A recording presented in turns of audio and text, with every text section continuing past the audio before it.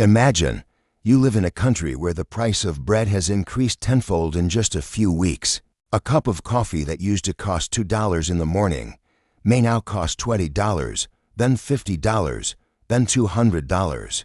You think I'm talking about some poor country in Africa? No, it's Venezuela, once the richest country in South America.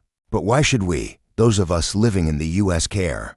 Because what happened to Venezuela is quietly happening in the U.S. Food prices are rising, rents in major cities are out of reach, gas prices have hit record highs, and most importantly, public debt, money printing, and trust in the U.S. dollar are showing cracks. The big question, could the U.S. fall into hyperinflation? Like Venezuela, in this long video, we will go deep, analyze each layer, compare each data to find the answer. Understand what hyperinflation is and how destructive it is. I have made a video about what inflation is before, but hyperinflation is different. Hyperinflation is when prices increase at a dizzying rate, over 50% per month, or over 1,000% per year. That is, every time you go to the market, you need to bring more than twice as much money as last week to buy the same item. The scary thing is, at first, it comes very slowly, but when it starts to explode, nothing can stop it. When people lose faith in money, they start to raise prices, hoard, barter, and the crazy cycle begins. We saw it in Germany in 1923, Zimbabwe in 2000, and Venezuela. Just a few years ago, Venezuela, from oil paradise to economic hell. Venezuela used to be the country with the largest oil reserves in the world. Its GDP per capita was higher than Argentina and Brazil. But since the mid-2010s, the government has started printing money, controlling prices, nationalizing businesses, and spending money without control. When oil prices fell and U.S. sanctions began, Venezuela lost its main source of income. But instead of tightening spending, the government chose to print more money to pay off debts, to maintain social welfare. The result, 1,000% hyperinflation. People had to leave the country, using the money to make handicrafts. It was a bitter lesson. And now, let's look back at the United States. The U.S. and the ghost of inflation after the pandemic, the first signs after the COVID-19 pandemic. The U.S. government pumped out trillions of dollars, supporting people, businesses, huge bailouts. The intention was good, but the consequence was a huge amount of money appeared in the financial system, while production had not recovered in time. What happened? Prices increased. First of all, housing, then gas, then food. The Fed was forced to continuously raise interest rates from nearly 0% to more than 5.25% in just 18 months. But each time the interest rate was raised, the economy hurt more, and the public debt swelled. So what's the big difference between the U.S. and Venezuela, and how strong is the U.S.? Here's why many believe the U.S. cannot fall into hyperinflation.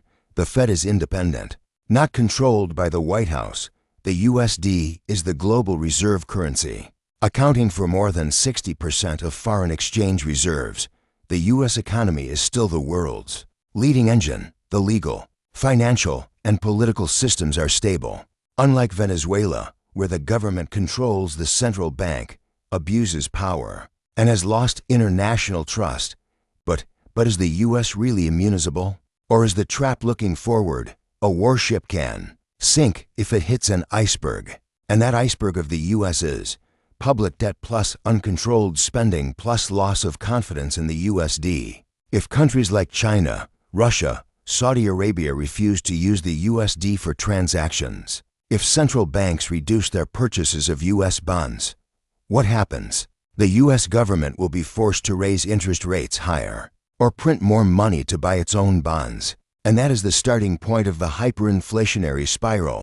Worrying signs, public debt, printing money, and shaken confidence. By 2025, the U.S. public debt will exceed $34 trillion.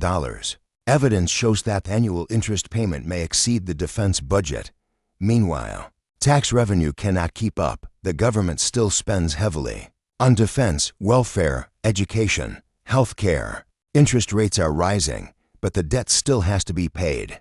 A tipping point will come where the government can no longer raise taxes, cannot cut spending, and will have no choice but to print more money. Extreme scenario: if the U.S. lose control, what happens? In a worst-case scenario, if confidence in the USD collapses, investors flee, bonds, Fed is under political pressure, inflation returns but the government refuses to tighten spending, then the USD depreciates rapidly. People start switching to gold, Bitcoin, commodities. Businesses no longer want to accept payments in dollars. Supermarkets have to adjust prices every day. Landlords demand payment in grams of gold. And the U.S., the richest country in the world, falls into a state of social unrest, as Argentina, Zimbabwe, or Venezuela have experienced. Lessons from history: when financial empire collapseth. Roman Empire was as powerful as the U.S. is now, but it collapsed after its currency was diluted with cheap metals. Germany in the 1920s printed money to pay off war debts, leading to hyperinflation. Argentina, once the world's fifth largest economy, now regularly defaults. Every country that collapses starts with the same thing: losing confidence in their currency. The future of America, faith or collapse. What do you think? Is America on that path? The answer is not yet. But we can't be subjective.